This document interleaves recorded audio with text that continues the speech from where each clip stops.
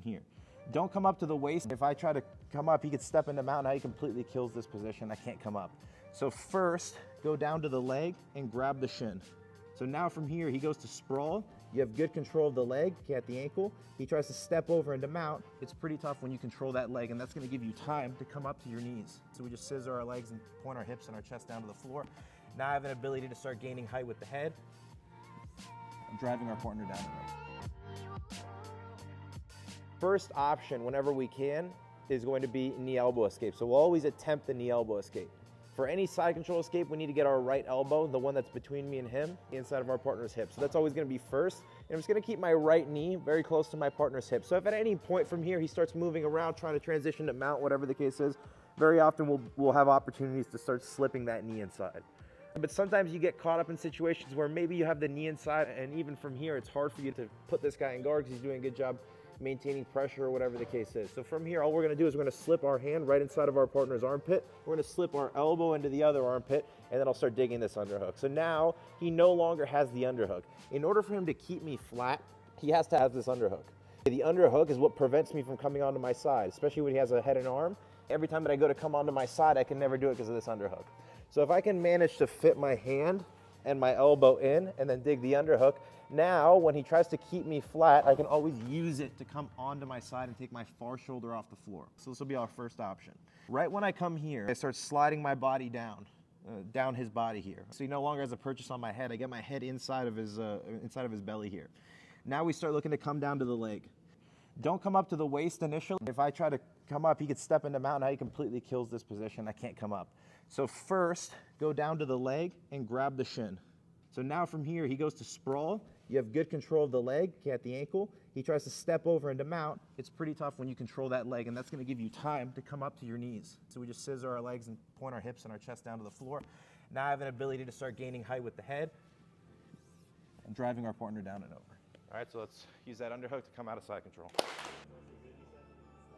Yeah, if you can post and recover and get your head back up, that's good. But if you just feel like you're gonna go no matter what, and he's, yeah, exactly. It's gonna be like that. Try to scoop into the leg if you can. You can also post on the knee like this. Yeah. So now, let's look at a situation where, again, we're pinned down in side control. Once again, we do a good job of getting our hand inside the armpit and swimming that underhook in. Once I get to this underhook, we want to slip our head inside of the crossface and get our ear right there on our training partner's belly button. So we want to get our ear nice and low, okay? And we get up into this position here. Now, sometimes we're going to get into this position, we're going to come down, we're going to catch the ankle, my partner's going to go into a sprawl, but because we have a good grip on the ankle, it's tough for him to get that leg away from us. And this time we're just going to hook into our partner's leg. So that same hook that we made in the last technique, we just hook over, only this time we're down on a hip, and now I just lock a triangle around my partner's leg, and we come up to the waist. Now, once I get into this position, you can put your knee down for right now. We're gonna get into this position. Our goal is gonna be to catch a hold of our partner's leg. So we wanna scoop into our partner's leg here. So left hand comes up to the waist, and we make sure that our hand's not just anywhere on his back, but it's grabbing the far hip and pulling the far hip in towards us. The other arm goes elbow deep, so don't just grab with your hand, but try to get your whole elbow and curl your hand towards you. So we have hip, and we have the knee on the far side. Now, your partner will want to do a couple of things here. One thing that he'd want to do is take his right knee from the bottom hip to the top hip. Why? Because now he can drive me flat again, and it's hard for me to come up. So the way that we mitigate that is by pointing our knees down to the floor and actively pulling our hips in. So as our knees point down to the floor and we pull our hips in, when he goes to bring that knee up, it's stuck. My knee's open. Now from here, you can straighten the leg and drive it down.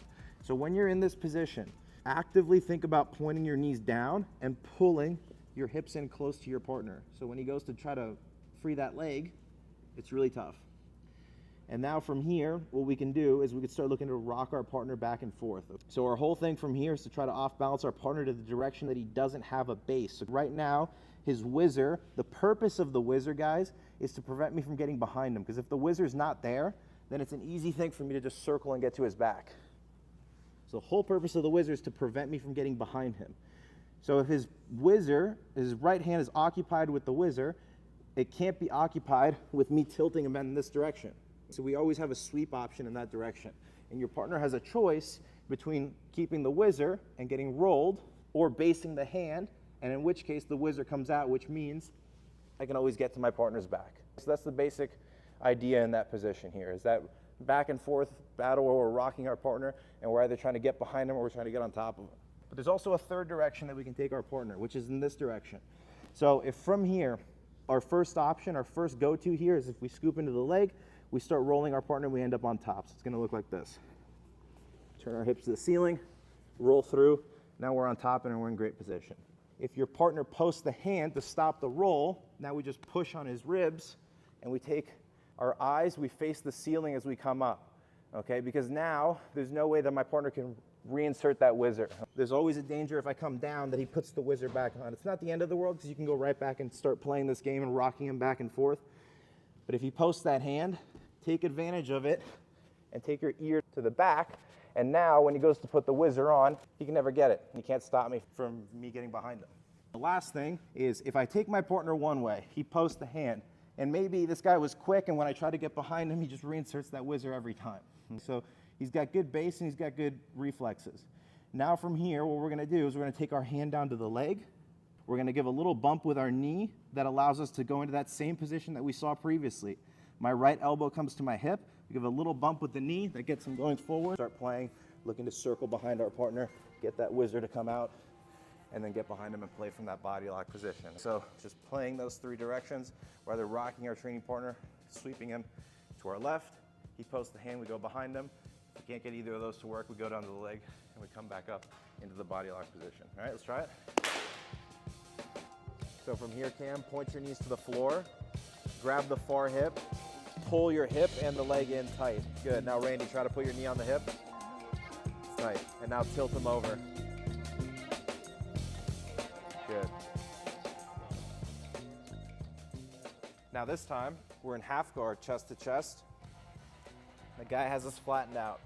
So right from this position, we're gonna look at our partner's knee of the trapped leg and we're gonna see is his knee on the floor or is it off the floor? If the knee's on the floor, first thing we're gonna do is we're gonna attempt to hit a little knee lever to off balance our partner.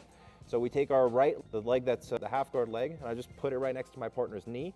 The other foot steps on top. We pinch our knees together and I just take my hips slightly off the floor. It doesn't even look like they're off the floor, but they're just hovering over off the mat. And from here, I'm gonna push on my partner's side here with my right hand. I'm just gonna tilt him in this direction. And if he doesn't base out, we could end up on top with a sweep. But because there's nothing stopping, I'm not trapping his arm in any way. My hand's just here. I'm just looking to get it off balance and he'll probably post the hand. Right when he posts the hand, that gives me an opportunity to swim that underhook in.